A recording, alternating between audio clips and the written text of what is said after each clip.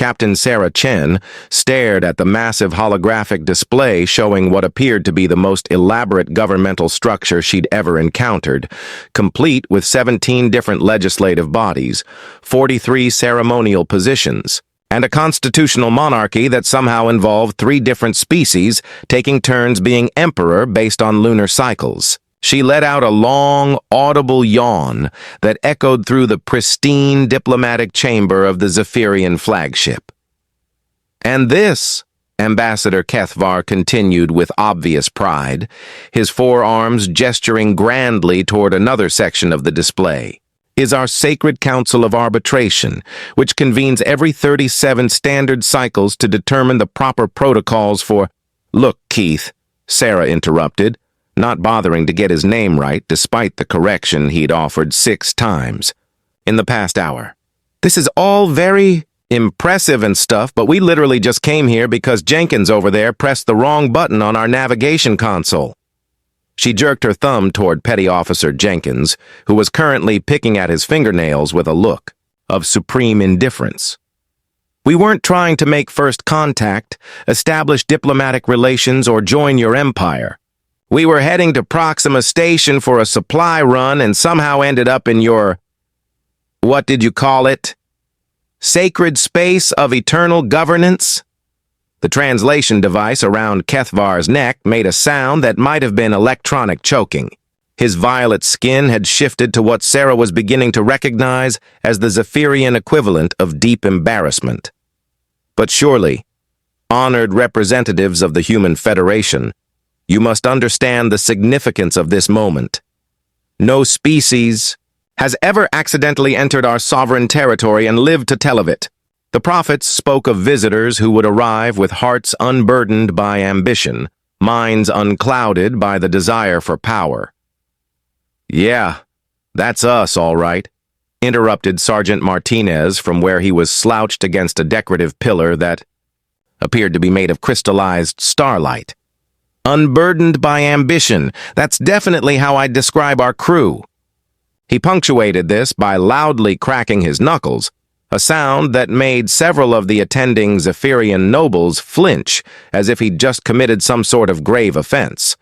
Dr. Elizabeth Foster, the expedition's xenobiologist, had initially been fascinated by the alien architecture and cultural displays, but even she was now openly playing solitaire on her tablet. "Captain," she said without looking up from her game, "how much longer is this going to take? I've got 3 research papers to finish, and this whole destined saviors thing is really cutting into my productivity." The assembled Zephyrian dignitaries exchanged what could only be described as panicked glances. High Counselor Nithara, whose elaborate headdress suggested she held significant rank, stepped forward with an expression of growing desperation. "But the ancient texts clearly state that when the unburdened ones arrive, they will lead us to a new golden age. Your very indifference proves that you are above the petty concerns that have plagued lesser species." Sarah looked around at her crew of 12, taking in Jenkins picking his nose, Martinez now examining the contents of a vending machine that dispensed what appeared to be liquid rainbow, and Communications Officer Park, who had somehow managed to fall asleep standing up against a wall covered in what were probably priceless historical murals. "I think you might be overestimating us here, folks. The revelation that humans had somehow stumbled into the most significant prophetic moment in Zephyrian history purely by accident had been awkward, to say the least.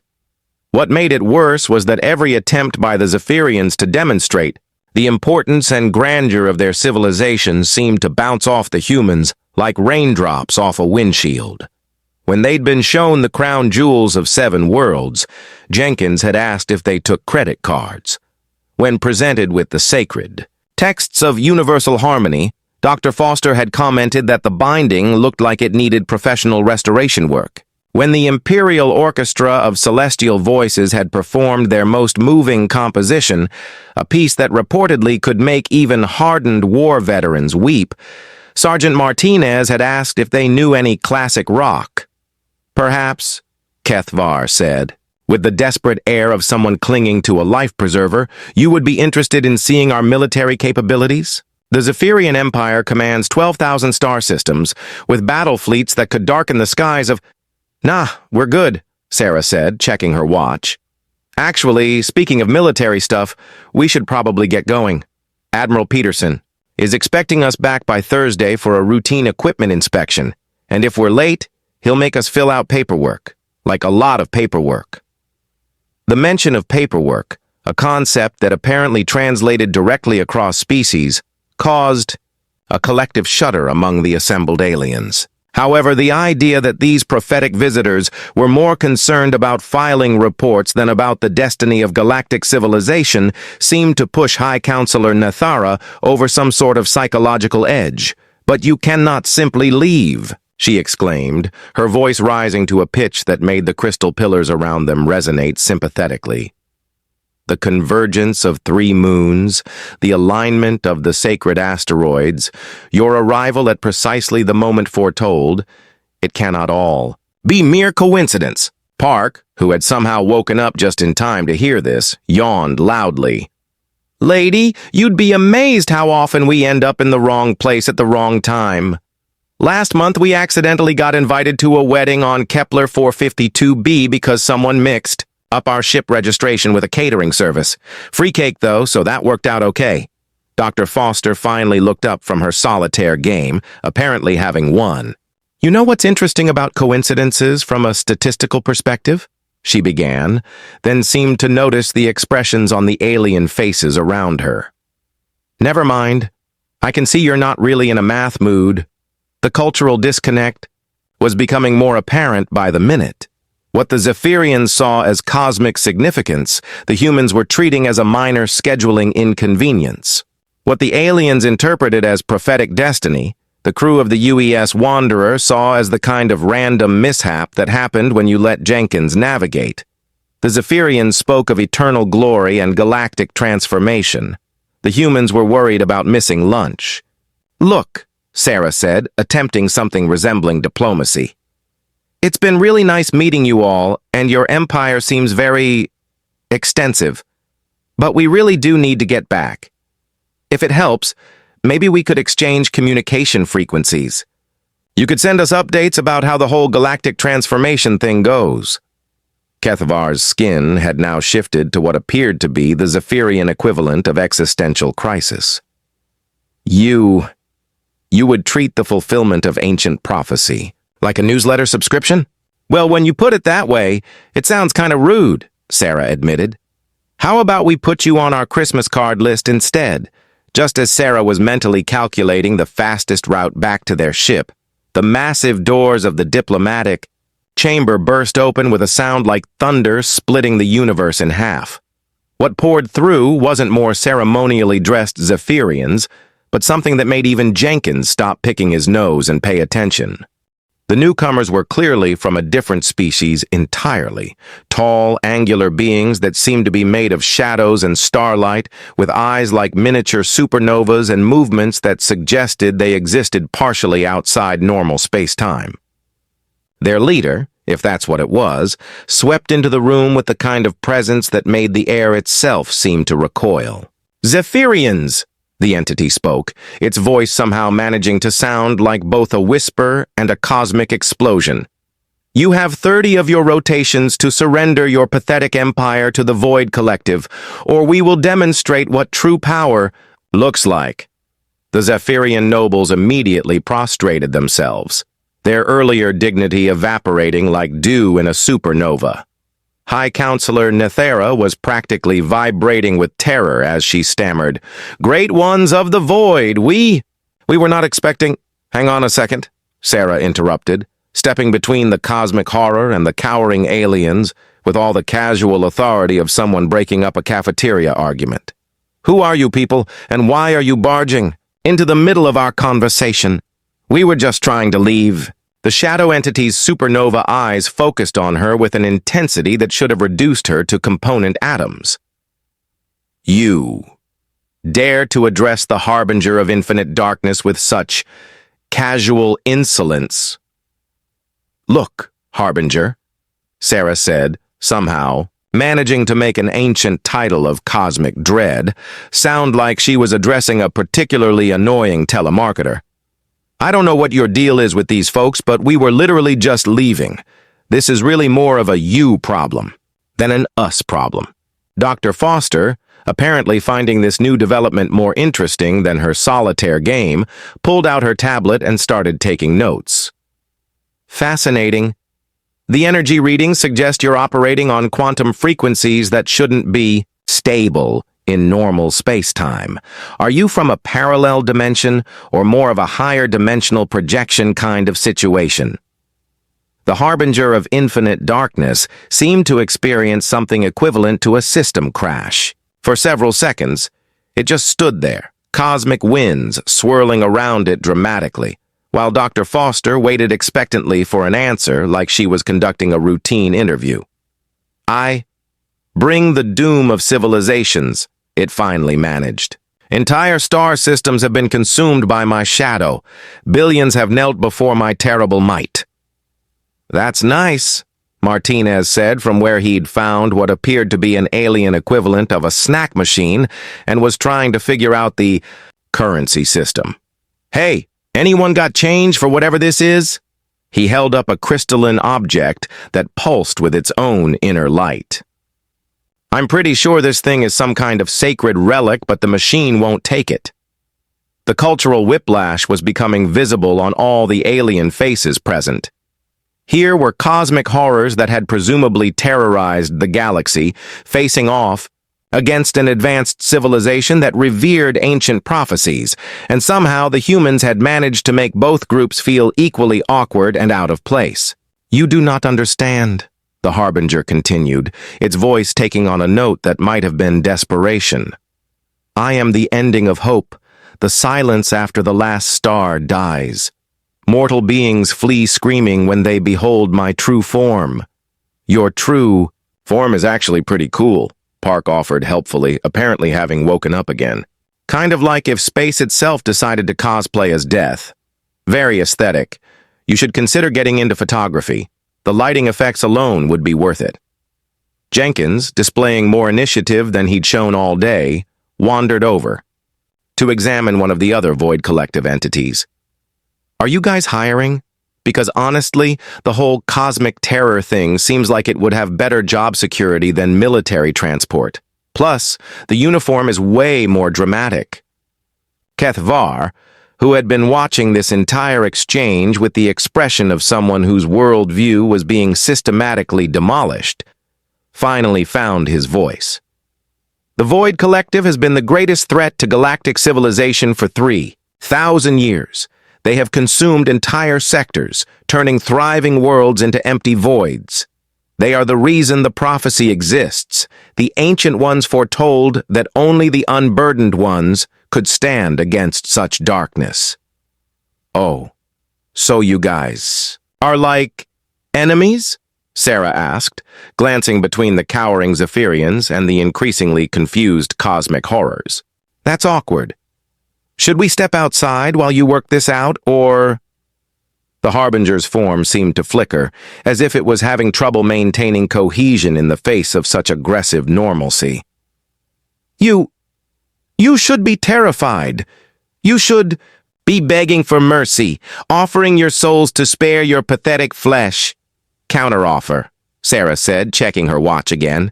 How about you guys just don't invade them? I mean, what are you actually getting out of this whole consuming civilizations thing? It seems like a lot of work for questionable benefits.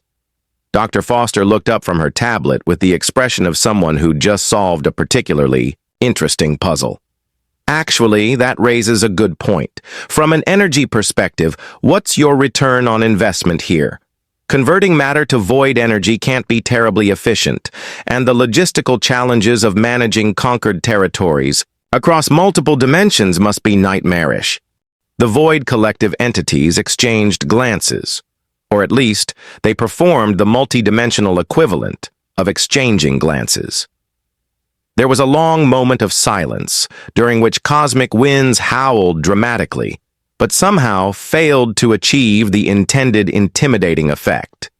We consume Because it is our nature, the Harbinger finally said. But there was something almost uncertain in its voice now.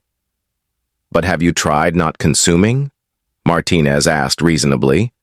Like, maybe as a hobby or something? You could try. Pottery. Very relaxing, very centering. Plus, you create things instead of destroying them, which has got to be better for your mental health.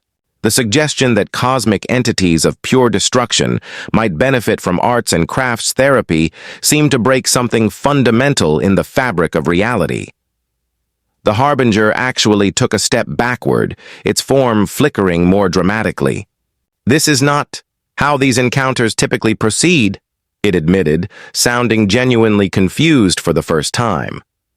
What happened next would later be debated by xenopsychologists across 17 different academic institutions. But the immediate reality was that the Harbinger of Infinite Darkness sat down on what appeared to be a ceremonial throne made of crystallized time and put its head in its hands, or at least performed the multidimensional equivalent of this. "Gesture! Do you have any idea?" it said, its voice losing most of its cosmic reverb and sounding almost tired. "How long I've been doing this? Eons. Literally eons. I have witnessed the birth and death of galaxies. I have seen civilizations rise from primordial ooze only to cower before my terrible majesty. And every single time it's the same script. They fall to their knees. They beg. They offer tribute. They fight futilely. They die dramatically while, speaking of hope and friendship conquering all." Dr. Foster set down her tablet entirely, her scientific curiosity overriding her earlier boredom. "That sounds incredibly monotonous, actually. No wonder you seem stressed. How long has it been since you had a conversation instead of a conquest?" The other Void Collective entities were now standing around awkwardly, their forms of pure cosmic dread somehow managing to convey the universal body language of "our boss is having a breakdown and we don't know what to do about it." "Approximately 14,000 years, the Harbinger replied after what seemed to be genuine consideration. "There was a small civilization on the rim worlds, the Quellians. Their representative asked me about my hobbies. I was so surprised I accidentally consumed their entire star system before I could answer." "Jesus," Park muttered. "That's got to be rough on the psyche. No wonder you guys are all gloomy and destructive. You've got no social life." Kethvar, who had been following this conversation with the expression of someone watching their entire understanding of reality being casually dismantled, finally spoke up. But the ancient texts say that the Void Collective exists only to bring about the end of all things, that they are the antithesis of life itself." "Yeah, well, your ancient texts also said we were going to be your saviors," Sarah pointed out. "And we're basically just a transport crew with a really bad navigation system. Maybe your texts are more like guidelines than actual prophecy." One of the other Void entities, this one looking like a nebula that had learned to walk, drifted closer. "Harbinger, may I tell them about the problem?" The Harbinger looked up, and somehow its supernova eyes managed to convey embarrassment. "Vexthara, we discussed this. We don't share personal information with potential conquest targets." "But they're not really conquest targets, are they?" Vexthara replied. "They're just talking to us, like we're people." Jenkins, who had been surprisingly quiet during this exchange, suddenly perked up. "Wait, you guys have personal problems? Like cosmic entity problems or regular people problems?" "Both," the Harbinger admitted. "The existential dread of infinite existence combined with the practical difficulties of managing an interdimensional empire. Do you have any idea how hard it is to coordinate invasion schedules across multiple time streams? And don't get me started on the paperwork involved in properly cataloging consumed civilizations for the Cosmic Registry of Absorbed Essence." "Oh man, paperwork is the worst," Martinez said sympathetically. "That's actually why we ended up here, trying to avoid Admiral Peterson's quarterly equipment reports." Dr. Foster was now taking notes again, but this time with the focused intensity of someone who'd stumbled onto a genuinely fascinating discovery. This is remarkable. You've essentially created a bureaucracy around universal destruction, and it's causing you the same stress and job dissatisfaction that affects middle management everywhere. Middle management? The Harbinger's voice was faint. Think about it, Dr. Foster continued, warming to her theme. You've got cosmic superiors you have to report to, subordinates to manage, quotas to meet, territories to administer, and you've been doing the same job for millennia with no career advancement opportunities. When was the last time you took a vacation? The silence that followed was so profound that several nearby star systems probably felt it as a disturbance in local space-time. Vacation, the Harbinger repeated slowly, as if the word was in a foreign language. Right, Sarah said suddenly, seeing an opportunity to solve multiple problems at once. Here's a crazy idea. What if, and I'm just spitballing here, what if you didn't invade these folks and instead took some time off to figure out what you actually want to do with your existence? High Counselor Nithara, who had been listening to this conversation, with growing amazement, finally found her voice. The prophecy. The ancient texts spoke of the unburdened ones bringing peace between light and shadow, but we always assumed it meant through great battle and sacrifice. Maybe it just meant through having a really awkward conversation, Park suggested. Prophecies are weird like that. They never say, the chosen ones will arrive and suggest career counseling. Vexathara was now vibrating with what appeared to be excitement. Harbinger, what if they're right? What if we could try something different? I've always wanted to see what one of those sunrise over peaceful worlds things looks like instead of watching stars go supernova. The Harbinger stood up slowly, its form stabilizing into something that looked less like cosmic horror and more like a very tired person wearing a cape made of actual space. You know what? Fine. Fine. We'll postpone the invasion, not because of any prophecy, but because I am so incredibly tired of doing the same thing over and over again. It turned to address the Zephyrians directly. You get a reprieve while I figure out what the hell I actually want to do with my existence. The diplomatic chamber erupted in confused celebration as Zephyrian nobles tried to process the fact that they'd just been saved from annihilation by what amounted to cosmic beings having a midlife crisis. This is the weirdest Tuesday I've ever had, Jenkins observed. And last Tuesday I accidentally got engaged to a sentient plant on Europa. Sarah was already pulling out her communicator. Right. Well, this has been lovely, but we really do need to get back. Admiral Peterson is expecting us, and if we're late, he'll want to know where we've been, and accidentally prevented a galactic war through impromptu therapy session is going to take forever to explain in the incident report. 6 months later, Captain Sarah Chen was sitting in Admiral Peterson's office, staring at what had to be the most surreal after-action report in the history of human space exploration. The Admiral was reading it for the third time, his expressions cycling between disbelief, confusion, and what might have been the early stages of a migraine. Let me get this straight, Admiral Peterson said slowly. You accidentally discovered a galactic empire that worships you as prophetic saviors, talked their ancient enemies out of an invasion by suggesting they try pottery, and then left because you were worried about missing lunch. Well, when you put it that way, it sounds kind of ridiculous, Sarah admitted. But yes, that's essentially what happened.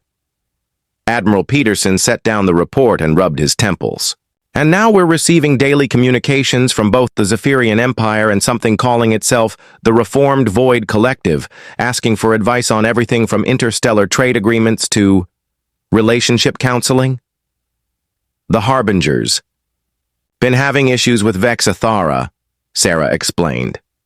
Apparently, when you spend 14,000 years as entities of pure destruction, you don't really develop healthy communication skills.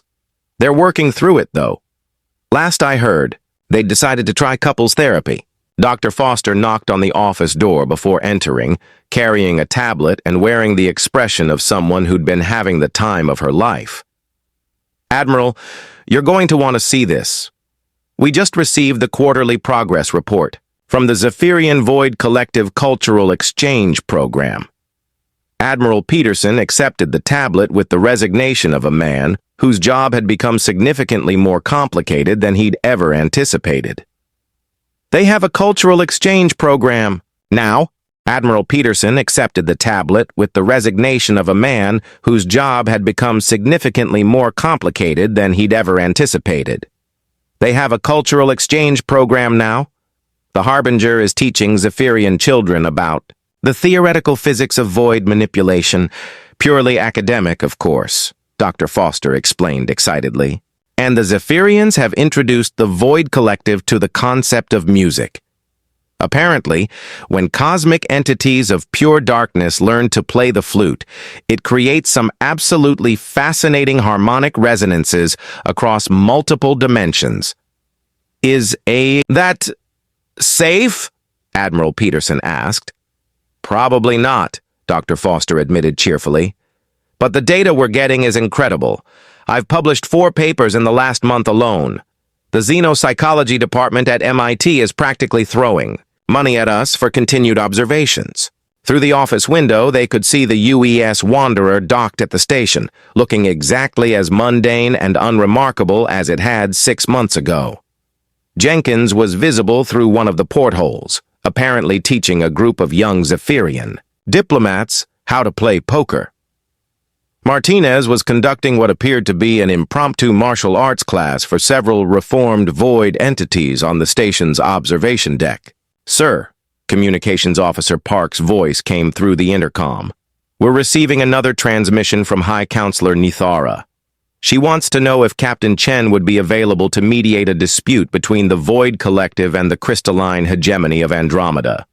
Apparently, the crystalline beings accused the reformed void entities of being insufficiently dark and mysterious, and it's causing some diplomatic tension."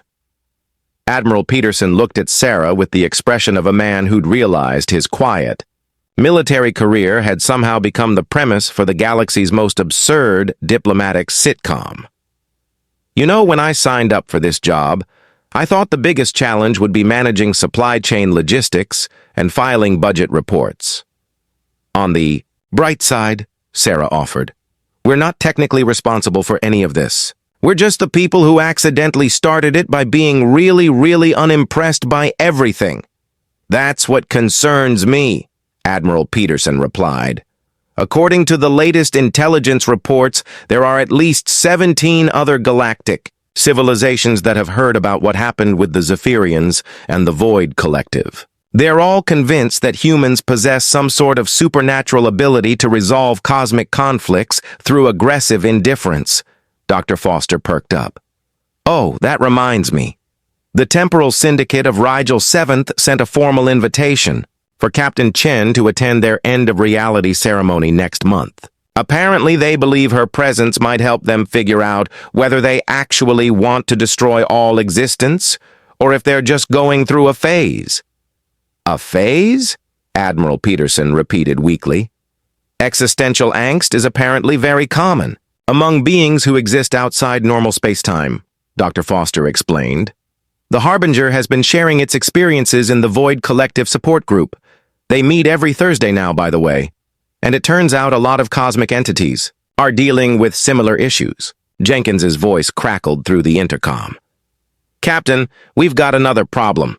The Zephyrian kids I've been teaching poker, they figured out how to use their psychic abilities to count cards, and now they're asking if they can come to Las Vegas.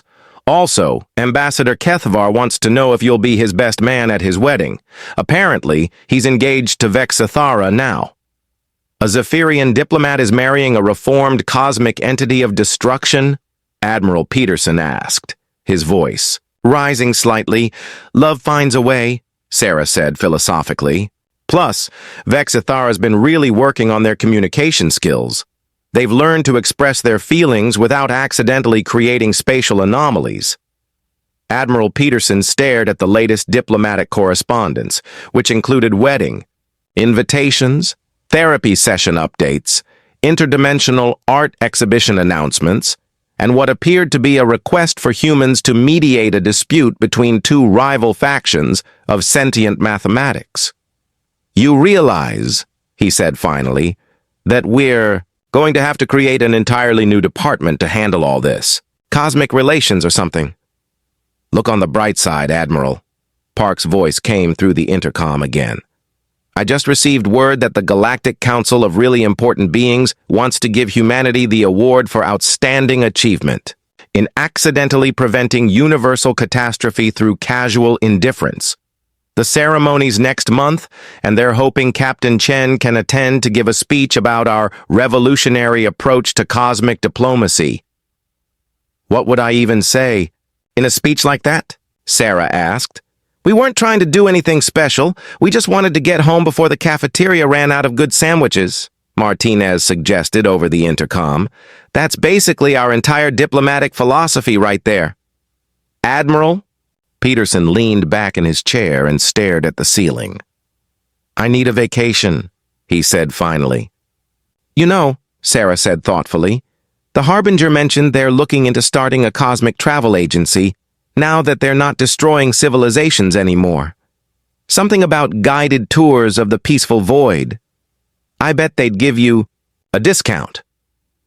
Outside the office window, the galaxy continued its slow rotation through space, now marginally more peaceful and significantly more confused than it had been 6 months earlier. The UES Wanderer sat in its dock, looking exactly as unremarkable as ever, which, as the galaxy was slowly learning, might just be the most remarkable thing about it. "Sir?" Park's voice came through one more time. "The reformed Void Collective's interdimensional jazz ensemble wants to know if they can use our ship's cargo bay for their concert next week. They promise the reality distortions will be minimal." Admiral Peterson closed his eyes and took a deep breath.